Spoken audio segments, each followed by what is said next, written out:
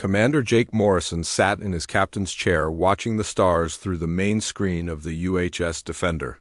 The ship moved slowly through the dark space near the Kepler sector border. This was routine patrol duty that Jake had done many times before. His crew worked quietly at their stations while the ship's engines hummed softly in the background. Lieutenant Katie Brooks turned from her communications panel with a worried look on her face. She had been monitoring the usual space traffic when something caught her attention. Her fingers moved quickly over the controls as she tried to get a clearer signal. The sounds coming through her headset were broken and filled with static, but she could tell someone was in serious trouble. "Commander Morrison, sir," Katie said in a voice that made everyone on the bridge look up. "I'm picking up what sounds like a distress call. The signal is very weak and breaking up badly, but I can make out some words. It sounds like someone is asking for help." Jake leaned forward in his chair and looked at Katie with sharp eyes. In 3 years of patrolling this sector, they had received many false alarms and equipment failures that sounded like distress calls. But something in Katie's voice told him this was different. He had learned to trust his crew's instincts during their time together. "Can you clean up the signal?" Jake asked. "Try to figure out who's sending it and where they are." Katie worked at her controls for several minutes while the bridge crew waited in silence. The only sounds were the soft beeps and clicks of her equipment as she tried different frequencies and filters. Finally, she looked up with surprise and concern written across her face. "Sir, the signal is coming from the Lupari ship," Katie said quietly. "I can't believe I'm saying this, but it's definitely Lupari. They're using their standard military frequency and their ship identification codes. The vessel appears to be called." The howling wind, the bridge fell completely silent. Every person stopped what they were doing and stared at Katie. The Lupari were Volf-like aliens who had been enemies of humanity for the past 3 years. The Cold War between their species had started over disputed mining rights in several star systems. Since then, Lupari ships had attacked human vessels without warning and shown no mercy to survivors. Jake felt his stomach tighten as he thought about what this meant. The Lupari had destroyed human colonies and killed thousands of innocent people. They were proud warriors who believed that showing weakness was worse than death. No human ship had ever received help from the Lupari when they were in trouble. "Are you absolutely sure about this, Katie?" Jake asked in a steady voice. "Double-check everything. This could be some kind of trap or trick." Katie spent another few minutes checking her equipment and running the signal through different analysis programs. She shook her head as she looked at the results. "Sir, I've checked everything 3 times. The signal is definitely coming from a Lupari military vessel, and they are definitely in distress. From what I can make out, they've been attacked." "By someone else?" Lieutenant Commander Steve Hayes, who served as Jake's second in command, walked over to stand beside the captain's chair. Steve was a careful man who always thought about dangers before taking action. He had been with Jake for 2 years and had seen what Lupari attacks could do to human ships and crews. "Commander, this has to be a trap," Steve said in a low voice, so the rest of the bridge crew couldn't hear. "The Lupari have never asked humans for help. They would rather die than show weakness to us. This is exactly the kind of trick they would use to lure us into an ambush." Jake understood Steve's concerns because he had the same thoughts. The Lupari were known for their clever battle tactics and their willingness to sacrifice their own people to win fights. They might very well be using a fake distress call to draw the Defender into a trap where other Lupari ships were waiting, but something about the signal bothered Jake in a different way. Katie was one of the best communications officers in the human fleet. She had been trained to recognize fake signals and enemy tricks. If she believed the distress call was real, then Jake had to take that seriously. "Katie, can you make out any more details about what happened to them?" Jake asked. Katie put her headset back on and listened carefully to the broken signal. She adjusted several controls and tried to filter out more of the static. After a few minutes, she looked up with a grim expression on her face. "Sir, from what I can understand, they were attacked by Vorthan raiders. The Vorthans hit them hard and fast. The Lupari ship is badly damaged and losing air. They have wounded crew members who need medical help right away. The signal is getting weaker, which means their power systems are failing.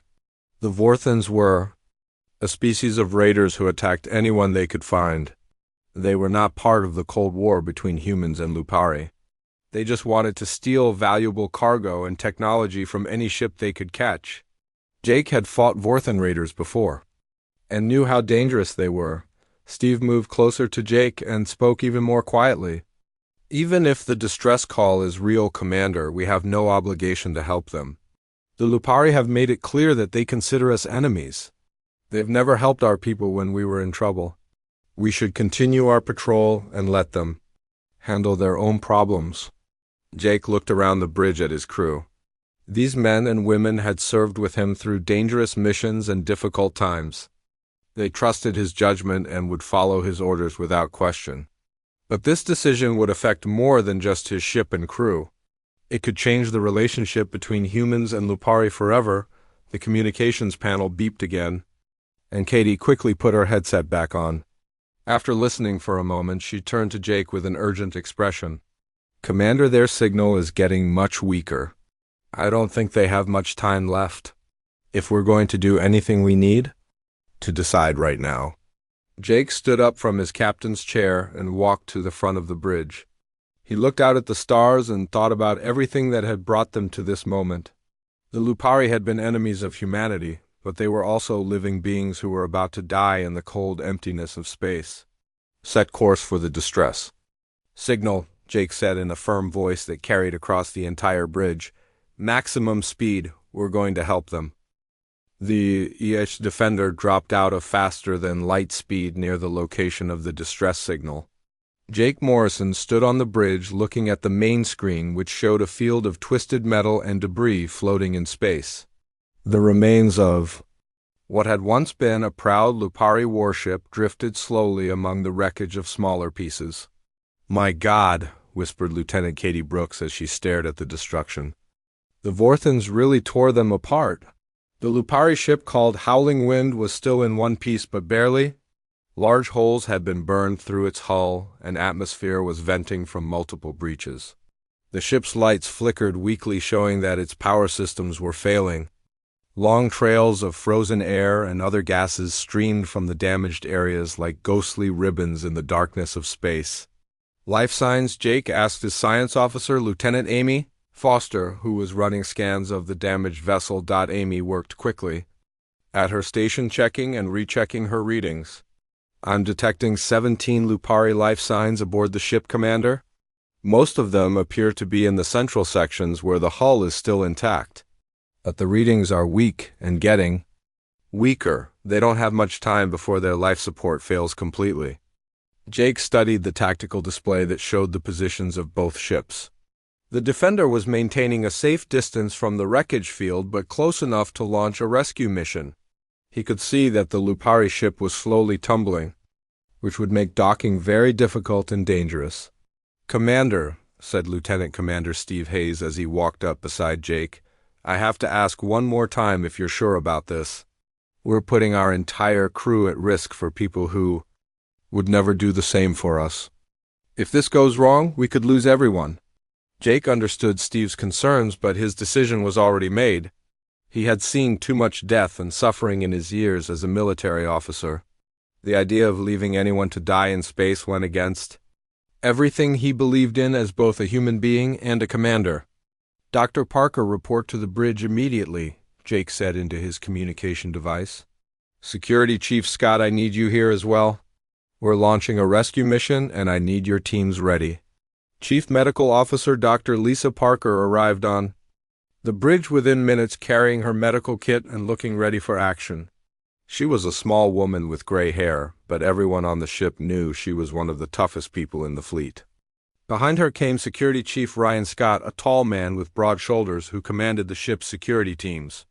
What's the situation, Commander? Dr. Parker asked as she looked at the damaged Lupari ship on the main screen. 17 Lupari survivors aboard a ship that's falling apart, Jake explained. They're losing atmosphere and power. We need to get them off that ship before it breaks up completely or their life support fails. Dr. Parker nodded and immediately started thinking about the medical challenges they would face. I've never treated Lupari patients before, but I've studied their biology. Their blood chemistry is different from ours, and they have a higher body temperature. I'll need to modify some of my equipment, but I think I can help them. Ryan Scott was studying the tactical situation and the condition of the Lupari ship. Commander, the ship is tumbling slowly, but steadily. Our shuttle won't be able to dock with them safely. We'll need to use the emergency transport system, too.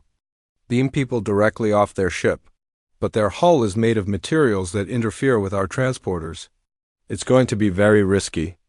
Jake looked at the engineering station where Chief Engineer Pete Johnson was monitoring the Defender systems. Pete, can you boost our transporter power enough to cut through their hull interference? Pete worked at his controls for a moment before answering. I can give you maybe 60% efficiency, Commander.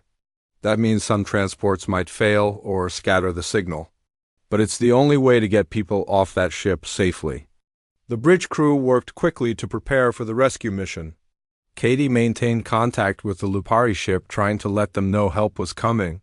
Amy continued scanning for life signs and monitoring the structural integrity of the damaged vessel. Steve coordinated with the other departments to make sure the Defender was ready for whatever might happen. Commander, I'm getting a response from the Lupari ship, Katie said with excitement in her voice. Someone over there is trying to talk to us. The signal is very weak, but I think I can put it through the speakers. A harsh voice filled with static came through the bridge speakers. The words were in the Lupari language, but the translation system quickly converted them to English. Human vessel, this is Commander Fenris Bloodmane of the Lupari Defense Force. We do not require assistance from your kind. We will handle our own problems.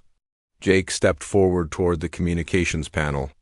Commander Bloodmane, this is Commander Jake Morrison of the UHS Defender. Your ship is badly damaged and losing life support. We're here to help you and your crew. Please allow us to transport your people to safety. There was a long silence before. Bloodmane's voice came back even weaker than before. We are warriors of the Lupari pack.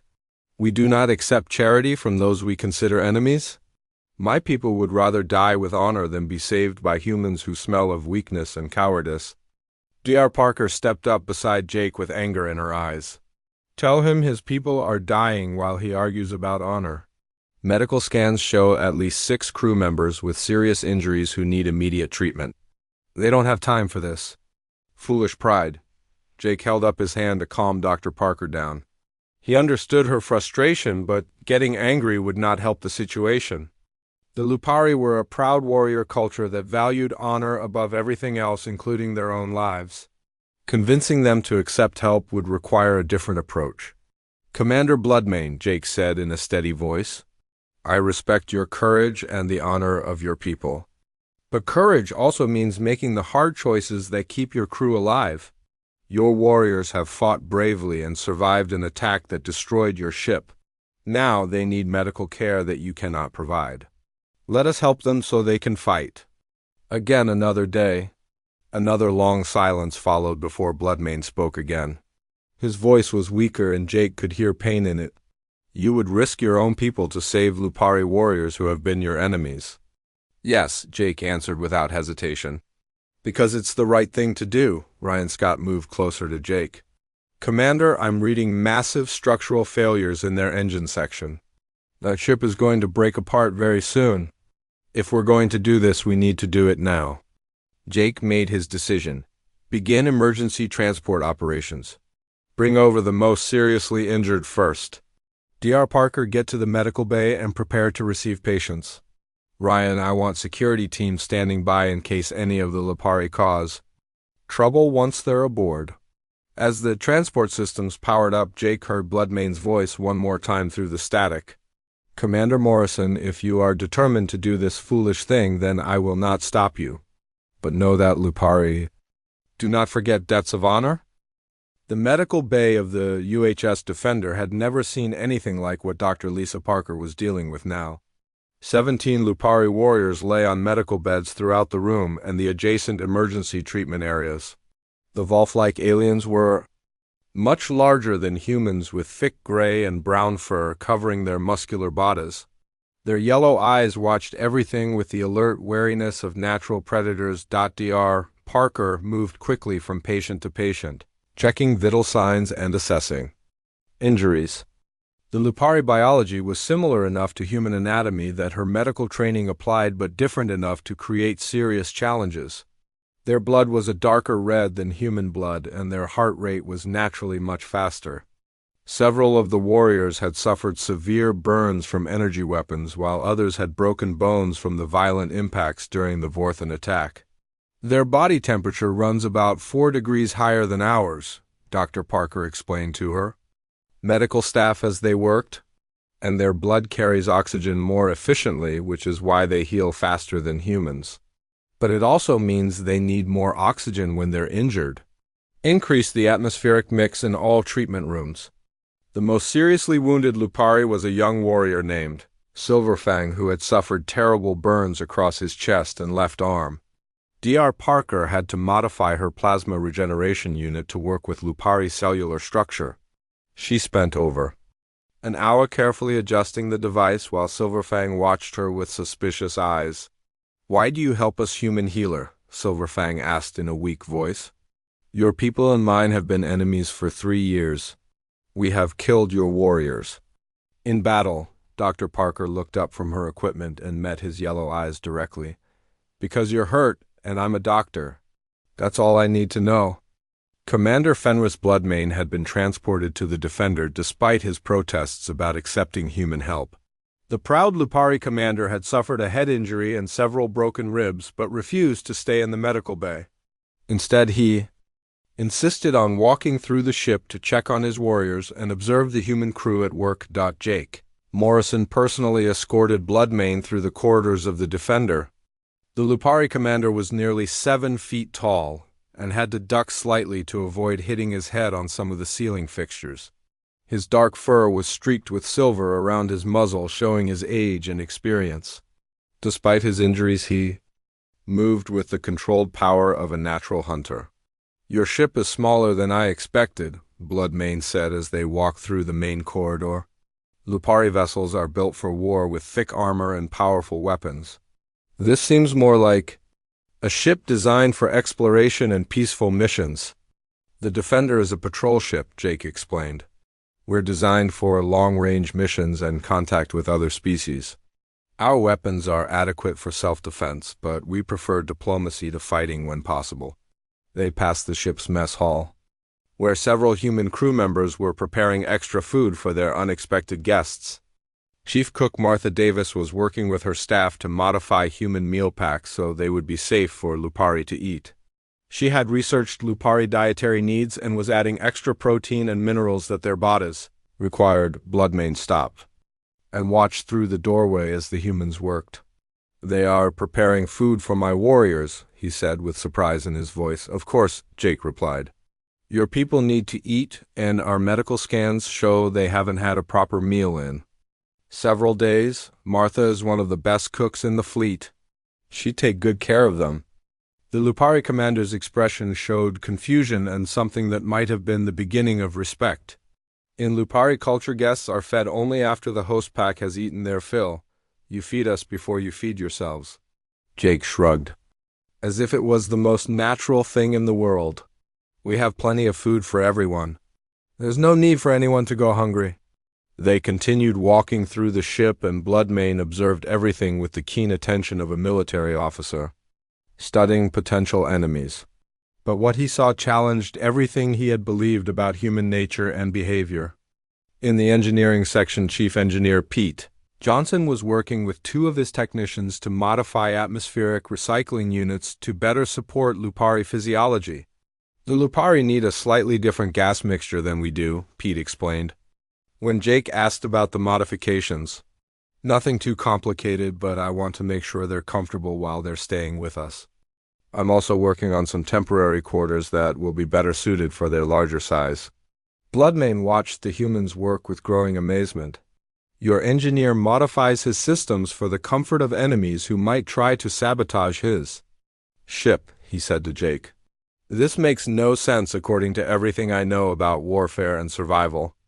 On the bridge, navigator Alex Carter was analyzing data recovered from the wreckage of the Howling Wind. The young officer had been working for hours to piece together information about the Vorthan attack from fragments of the Lupari ship's sensor, logs, and communication records. Commander Morrison Alex called out when he saw Jake and Bloodmane enter the bridge. "I think I've found something important in the data we recovered. This wasn't a random pirate attack. The Vorthans knew exactly where to find the Howling Wind, and they knew details about Lupari ship defenses that should have been classified information." Jake moved to Alex's station to look at the data displays. "Are you saying the Vorthans had inside information about Lupari military operations?" "That's exactly what I'm saying, sir," Alex replied. "The attack patterns and timing were too precise to be lucky guesses. Someone gave the Vorthans detailed intelligence about Lupari patrol routes and defensive capabilities." Bloodmane pushed forward to look at the human displays even though he couldn't read the text. "What does this mean?" he demanded. "Are you suggesting that someone among my own people betrayed the Howling Wind to these raiders?" Alex shook his head. "No, sir, I don't think the leak came from the Lupari side. Some of this intelligence appears to include human tactical information as well. Whoever provided this data to the Vorthans had access to both human and Lupari military secrets." Jake felt a cold chill as he understood what Alex was suggesting. Someone wanted both humans and Lupari to think the other species was responsible for increased Vorthan raids in this sector. "It would be an effective strategy," Bloodmane said slowly. "If both our peoples believed the other was working with the Vorthans, it would make the Cold War between us much worse. Eventually it might even lead to open warfare." "Lieutenant Katie." Brooks turned from her communications station with an urgent expression on her face. "Commander, I'm picking up multiple contacts on long-range sensors. At least 6 ships moving toward our position at high speed." He moved quickly to the tactical display identification. Katie worked at her controls for a moment before answering. "The sensor signatures match Vorthan raider vessels, sir. They'll be here in less than 20 minutes. The bridge fell silent as everyone understood what this meant.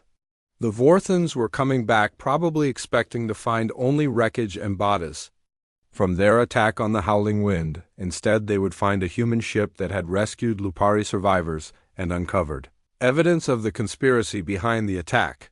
Bloodmane straightened to his full height despite his injuries. "Commander Morrison, your ship saved my people when you had no obligation to do so. Now you face attack because of your kindness to enemies. This is not honorable." Jake looked at the tactical display showing the approaching Vorthan ships. The Defender was outnumbered and outgunned by the raiders, but he had faced worse odds before. More importantly, he had something the Vorthans didn't expect: Lupari warriors who owed him a debt of honor. "Commander Bloodmane," Jake said formally, "I know your people are injured and your ship is destroyed. I'm not asking you to fight our battles for us. But if you and your warriors are willing to help defend this ship, I would welcome your assistance." The Lupari commander smiled for the first time since being rescued. It was a fierce expression that showed his sharp canine teeth. "Commander Morrison, my pack owes you our lives. Lupari do not forget such debts. We will fight beside you against these Vorthan scum." The bridge of the UHS Defender had become a center of intense activity as human and Lupari officers worked side by side preparing for the approaching Vorthan attack. Commander Jake Morrison stood at the central tactical display with Commander Fenris Bloodmane beside him. Despite his injuries, the Lupari leader refused to rest while his warriors prepared for battle.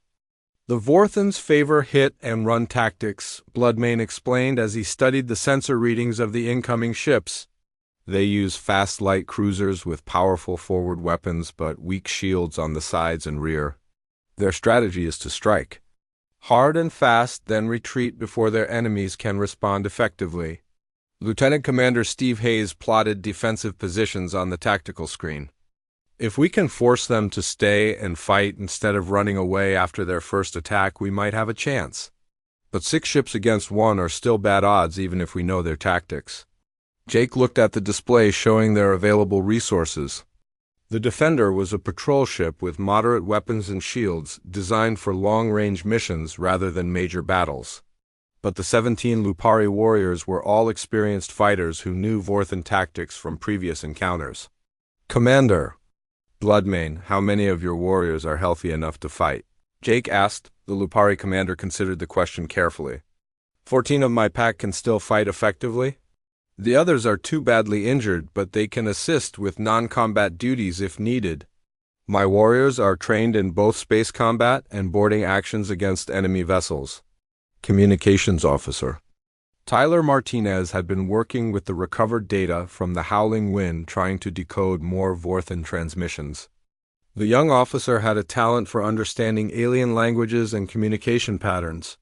He looked up from his station with excitement in his voice. "Commander, I think I've found something important," Tyler announced. "The Vorthans have been using a new type of communication system that bounces signals through multiple relay points to avoid detection. But I managed to intercept some of their recent messages." Jake moved to Tyler's station with Bloodmane following close behind. "What did you find?" Tyler activated a recording of alien voices speaking in harsh tones. The universal translator converted their words into English, but the meaning was still disturbing. "They're not just planning to attack us, sir. This is part of a much larger operation designed to eliminate both human and Lupari presence in this entire sector." The recorded message detailed plans for coordinated attacks on human colonies and Lupari military bases. The Vorthans had been building up their forces for months, while the Cold War between humans and Lupari distracted both species from the growing threat. The attack on the Howling Wind had been intended as the opening move in a campaign of destruction. They planned to frame each attack on the other species, Bloodmane growled with anger in his voice. "When they destroy human colonies, they will leave evidence suggesting Lupari involvement. When they attack Lupari worlds, they will plant proof that humans were responsible." Jake felt sick as he understood the full scope of the Vorthan plan. "They want us to destroy each other while they take over everything we leave behind. The Cold War between our species has made us easy targets," Science Officer Amy Foster called out from her station. "Commander, the Vorthan ships have just dropped out of faster than light speed. They're moving into attack formation about 2 million kilometers away. We have maybe 10 minutes before they reach weapons range." The bridge crew worked frantically to prepare their defenses while the Lupari warriors took positions throughout the ship. Dr. Lisa Parker had to clear her medical bay of patients who could be moved to make room for casualties from the coming battle. Several Lupari warriors insisted on fighting despite their injuries rather than hiding in safety. Chief Engineer Pete Johnson reported from the engine room where he was working with Lupari Tech Alpha Silverfang to boost the ship's power output. "I've never seen engineering techniques like these before, Commander. The Lupari use energy distribution methods that are completely different from our systems, but much more efficient in some ways." Silverfang had recovered enough from his injuries to work alongside the human engineers. His burned hands were still wrapped in medical bandages, but he could operate the modified controls Pete had created for him. "Human engineering is more precise than ours," Silverfang explained. "But Lupari methods are more adaptable to changing conditions." Working together, the human and Lupari engineers managed to increase the Defender's shield strength by 20% and improve the efficiency of the weapon systems. It still wouldn't be enough to match 6 Vorthan ships in a straight fight, but every advantage would help. Security Chief Ryan Scott coordinated with Lupari warriors to prepare boarding defenses in case the Vorthans tried to capture the ship instead of destroying it. The Lupari had natural advantages in close combat with their size, strength, and fighting instincts. But they also understood human tactical methods and could adapt their strategies accordingly. The Vorthans use shock troops with heavy armor and energy weapons for boarding actions, explained Lupari warrior Grafer as he demonstrated combat techniques to human security personnel. But they rely too much on their equipment and not enough on training. If you can separate them from their weapons, they become much less dangerous. On the bridge, Jake and Bloodmane developed their battle plan based on the combined knowledge of both species. The key would be preventing the Vorthons from using their preferred hit-and-run tactics. If they could force the raiders into a prolonged fight, the superior training and determination of the combined human-Lupari crew would give them an advantage. "We'll use the asteroid field from your destroyed ship as cover," Jake explained as he plotted their course. "The debris will interfere with their sensors and force them to come closer to get clear shots at us. That will put them within range of our weapons and prevent them from running away easily." Bloodmane nodded approvingly. "A good plan that uses the terrain to our advantage. My warriors will be ready to board any Vorthon ship that comes close enough.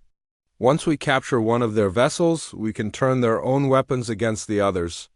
Navigator Alex Carter made the final calculations for their defensive position among the wreckage. Of the howling wind, the twisted metal and debris would provide some protection from enemy fire while giving them multiple escape routes if the battle turned against them. It was a risky strategy that required precise timing and coordination. "Incoming transmission from the lead Vorthon ship," Katie announced. From the communications station, the main screen flickered to life, showing the bridge of a Vorthon vessel. The alien captain was a reptilian creature with scaled skin and cold yellow eyes that seemed to look right through the camera. When he spoke, his voice was like the sound of metal grinding against stone. "Human vessel, you are trespassing in Vorthon territory," the alien captain declared. "Surrender immediately and we will grant you a quick death. Resist, and we will take your ship apart piece by piece while your crew watches." Jake stepped forward to respond, but Bloodmane moved beside him so both commanders were visible on the transmission. The Lupari's presence clearly surprised the Vorthon captain, whose eyes widened with what might have been fear or anger. "This is Commander Morrison of the, Jake said in a calm, steady voice. "We are in neutral space conducting a rescue operation. You are the ones who are trespassing here. And I'm Commander Bloodmane of the Lupari Defense Force," the wolf-like alien added with a fierce growl in his voice. "We know of your cowardly attack on my ship and your plans to pit humans and Lupari against each other. Your schemes have failed." The Vorthon captain recovered from his surprise quickly. "It matters not what you know. You will all be dead within the hour, and your wreckage will provide evidence that humans and Lupari destroyed each other in battle. Our plan will succeed whether you understand it or not." The transmission ended as the Vorthon ships began their final approach. Jake looked around the bridge at his crew and their new Lupari allies. These beings who had been enemies just hours before were now ready to fight and die together against a common threat. "All stations report ready for battle," Steve announced. Jake took a deep breath and gave the order that would begin the fight. "Red alert, all hands to battle stations. Today we show these Vorthon raiders what humans and Lupari can accomplish when we work together." The first Vorthon attack came exactly as Commander Bloodmane had predicted, with devastating energy beams that lit up the darkness of space around the UHS Defender. Jake Morrison gripped the arms of his captain's chair as the ship shook under the impact of enemy fire. The combined human and Lupari crew worked with perfect coordination despite having never trained together before. "Shields down to 70%, reported Lieutenant Amy Foster from her science station. "They're concentrating fire on our port side, trying to overwhelm our defensive systems." Jake studied the tactical display that showed all 6 Vorthon ships moving in a complex attack pattern around the debris field. "Return fire on the lead ship. Tyler, see if you can jam their communications to prevent them from coordinating their attacks." The Defender's weapons lashed out at the nearest Vorthon vessel, scoring hits on its forward shields. But the enemy ship continued its attack run while the other 5 raiders moved to surround the human patrol ship. It was clear that 6 against 1 would not be a fair fight, no matter how skilled the crew might be. "Commander Morrison," called Security Chief Ryan Scott from his station. "I have Lupari boarding parties ready to launch if any of those ships come close enough for transport." Range. Commander Bloodmane stood beside Jake, watching the battle with the focused intensity of a natural hunter. Despite his injuries, the Lupari leader radiated controlled power and determination. "The Vorthons are being more cautious than usual," he observed. "They expected to find only wreckage here, not a defended position. Their caution may be our advantage. Second wave of enemy fire struck the defender, causing several control panels on the bridge to spark and flicker. The ship's lights dimmed momentarily as power was redirected to maintain shields and weapons. In the engineering section, Chief Engineer Pete Johnson worked frantically with Lupari Tech Alpha Silverfang to keep all systems operating at peak efficiency. "We can't keep taking hits like this much longer," Steve Hayes warned as he monitored damage reports from throughout the ship. "Our shields are holding, but the power drain is enormous." Jake made a decision that would either save them or destroy them completely. Amy plotted a course directly toward the largest Vorthan ship. "We're going to ram them if necessary, but I want to get close enough for boarding actions." The bridge crew stared at their commander in shock. Ramming an enemy vessel was essentially a suicide attack that would destroy both ships and everyone aboard them. But Jake's expression showed that he was completely serious about the desperate gambit. Navigator Alex Carter laid in the intercept course while the weapons continued firing at the approaching Vorthan ships. The defender accelerated toward the enemy formation, using the debris from the destroyed Howling Wind as cover from some of the incoming fire. Lupari boarding parties. To the transporter rooms, Bloodmane commanded through the ship's communication system. "Prepare for combat transport to enemy vessels. This day we hunt together as one pack." 14 Lupari warriors moved through the corridors of the Defender toward the transporter rooms. Each warrior carried weapons adapted from human and Lupari technology, creating devastating combinations of firepower and close combat capability. Their yellow eyes glowed with the fierce joy of warriors finally able to strike back at their enemies. The lead Vorthan ship suddenly changed course to avoid the Defender's ramming attack, but this put it within transport range of the human ship. Ryan Scott immediately launched his security teams along with 6 Lupari warriors directly onto the enemy bridge and engine room. "Transport successful," Ryan reported. "Teams are aboard the Vorthan ship and engaging enemy crew members. The Lupari are tearing through their defenses like they're made of paper." On the screen, Jake could see flashes of weapons fire through the windows of the Vorthan ship as the boarding parties fought their way through the enemy corridors. The combination of human tactical precision and Lupari ferocity was proving devastating against the surprised Vorthan crew. "Enemy ship shields are fluctuating," Amy reported. "The boarding parties have reached their power distribution center." Within minutes, the captured Vorthan vessel stopped firing and began turning its weapons on the other raiders in the formation. The surprise of having one of their own ships attack them caused momentary confusion among the remaining Vorthan captains. That hesitation was all Jake needed to press his advantage. "All remaining ships target the second Vorthan vessel," Jake ordered. "Use our captured ship to provide covering fire." The battle turned into a deadly game of cat and mouse among the debris field as human and Lupari crews worked together with increasing effectiveness. Navigator Alex Carter plotted courses that used the wreckage for cover, while Communications Officer Tyler Martinez coordinated attacks between the Defender and their captured Vorthan ship. "Commander, I'm reading massive energy buildup in the asteroid field," Amy called out with alarm in her voice. "There's something hidden among the larger debris pieces. It looks like some kind of base or installation." The tactical display updated to show a large structure concealed within what appeared to be a natural asteroid. As they watched, weapons ports opened along its surface and heavy energy cannons began charging for attack. The hidden base was much larger and more heavily armed than any of the Vorthan ships. "That's their command center," Bloodmane growled with understanding. "The ships were just the first wave. The real threat has been waiting for us to exhaust ourselves fighting the smaller vessels." Jake realized they had walked into a carefully planned trap. The Vorthans had used their mobile ships to drive the Defender into range of their hidden fortress. Even with their captured enemy vessel, they were still badly outgunned by the massive installation. "Tyler, contact the captured ship," Jake ordered. "I need to speak with our boarding party leaders immediately." The communication system crackled to life with the voice of Lupari warrior Grafer, who had taken command of the captured Vorthan vessel. Commander Morrison, we control this ship, but the Vorthons destroyed most of their navigation data before we could capture it. However, we found something interesting in their communication logs. What did you find? Jake asked. Coordinates for 3 other hidden bases in this sector, Grafer replied. The Vorthons have been building a network of secret installations for months. This is much larger than just raids on shipping. They're preparing for full-scale invasion of both human and Lupari space. The information changed everything about their situation.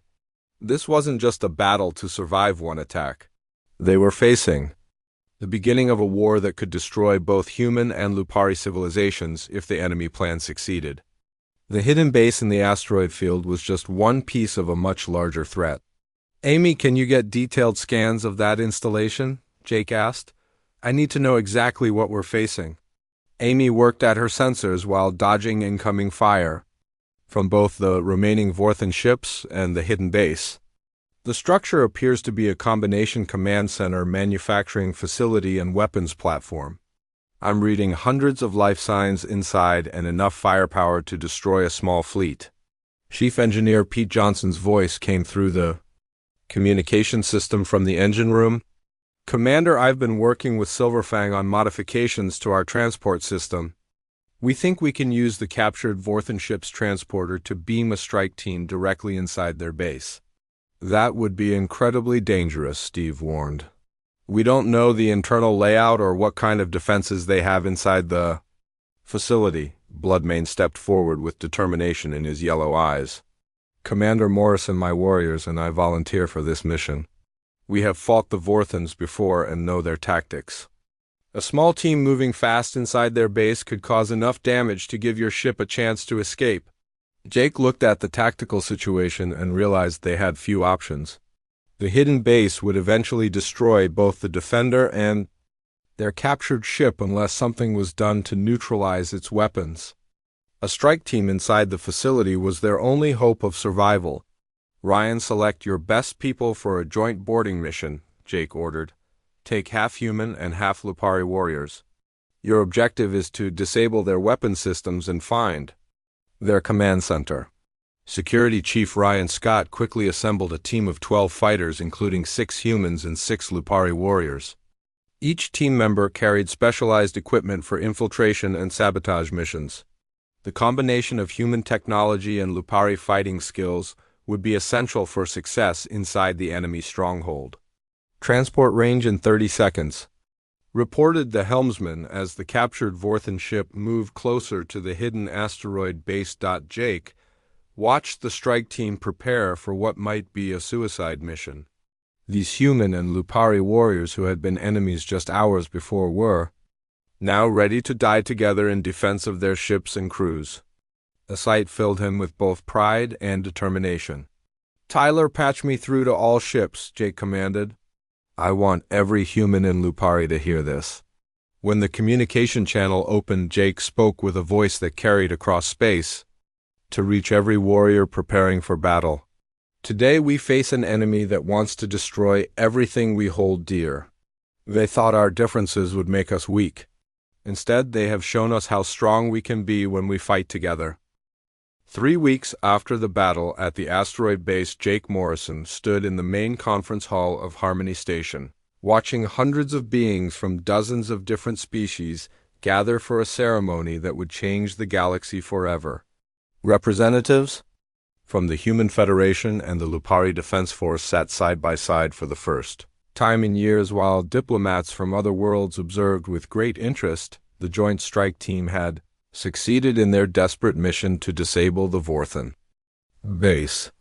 Working together, human and Lupari warriors had fought through the enemy installation, destroying weapon systems and capturing vital intelligence about the larger Vorthon conspiracy. The data they recovered revealed planned attacks on over 50 worlds across the sector, including both human colonies and Lupari military installations. Commander Fenris Bloodmane sat in the front row of the assembly hall wearing the formal dress uniform of the Lupari Defense Force. His injuries from the original attack had healed, but he still bore scars that would remind him forever of the day humans saved his life and the lives of his warriors. Beside him sat members of his crew who had also survived the rescue and the battle that followed. "Ladies, gentlemen, and honored beings from across the galaxy," announced the station commander as the ceremony began. "We gather today to recognize an act of courage that has changed the course of history in this sector. 3 weeks ago, the crew of the HFY Defender made a choice that saved lives and prevented a war that could have destroyed millions of innocent people." Jake felt uncomfortable with all the attention and formal ceremony. He had simply done what he believed was right without thinking about the larger consequences. The idea that his decision to rescue wounded enemies would lead to this kind of galactic recognition still seemed strange to him. Dr. Lisa Parker sat with the other crew members of the Defender, wearing her dress uniform and looking much more comfortable with the formal setting than Jake felt. She had spent the past 3 weeks working with Lupari medical officers to develop new treatment protocols that could help both species. The medical cooperation that began in her emergency treatment of wounded warriors had grown into something much larger. The first speaker today is Fleet Admiral Catherine Ross, representing the Human Federation, the station commander announced. Admiral Ross was a distinguished woman with gray hair and the bearing of someone who had spent decades making difficult decisions in dangerous situations. She walked to the podium and looked out at the assembled crowd with the confidence of a natural leader.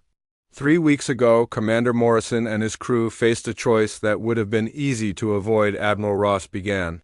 They could have continued their patrol and left the Lupari to face their fate alone. No one would have blamed them. No regulations required them to risk their lives for people who had been shooting at human ships for 3 years. The Admiral paused and looked directly at Jake as she continued. But Commander Morrison chose compassion over convenience. He chose to see the Lupari not as enemies, but as fellow beings in desperate need of help. That choice saved 17 lives and prevented a war that would have cost millions more. The next speaker was General Marcus Stone, representing Lupari interests in human space. The Volf-like alien was even larger than Bloodmane and carried himself with the dignity of a warrior who had seen many battles. When he spoke, his deep voice carried easily through the large hall. "The Lupari are a proud people who value strength and honor above all else," General Stone said. "For 3 years we have seen humans as weak creatures who avoid conflict and prefer talking to fighting. We believe this made them unworthy of respect or consideration." Jake saw Bloodmane nod slightly at these words. The Lupari commander had admitted similar thoughts during their conversations over the past few weeks. The Volf-like aliens had genuinely believed that human reluctance to engage in warfare was a sign of cowardice rather than wisdom. "Commander Morrison and his crew have shown us that we were wrong about human nature," General Stone continued. "They proved that true strength comes not from the willingness to fight, but from the courage to do what is right even when it puts you in danger. The humans risked everything to save Lupari lives without any hope of reward or recognition." The general gestured toward the section where the Defender crew was sitting. "These humans have earned something that no alien species has ever received from the Lupari people. They have earned our respect, our gratitude, and our friendship." When General Stone finished speaking, the station commander called for Commander Bloodmane to address the assembly. The Lupari leader walked slowly to the podium, his military bearing evident in every step. But when he began to speak, his voice carried emotions that few had ever heard from a member of his proud warrior species. "I am Commander Fenris Bloodmane of the Lupari Defense Force," he began in a voice that was strong but filled with feeling. 3 weeks ago, my ship was destroyed and my warriors were dying in the cold emptiness of space. We had given up hope of survival and were preparing to die with whatever honor we could manage. Bloodmane looked directly at Jake as he continued. Then Commander Morrison arrived with his ship and his crew. They had no obligation to help us. We had been their enemies. We had attacked their people and destroyed their ships. By every law of war and survival, they should have left us to our fate. The large hall was completely silent as every being present listened to the Lupari commander's words. Jake could see tears in the eyes of some human crew members as they remembered the desperate rescue mission and the battle that followed. "But Commander Morrison made a choice that I did not understand at the time," Bloodmane said. He chose to see us not as enemies but as fellow beings who needed help. His crew risked their lives to save ours. They shared their food and medical care with people who had tried to kill them just days before.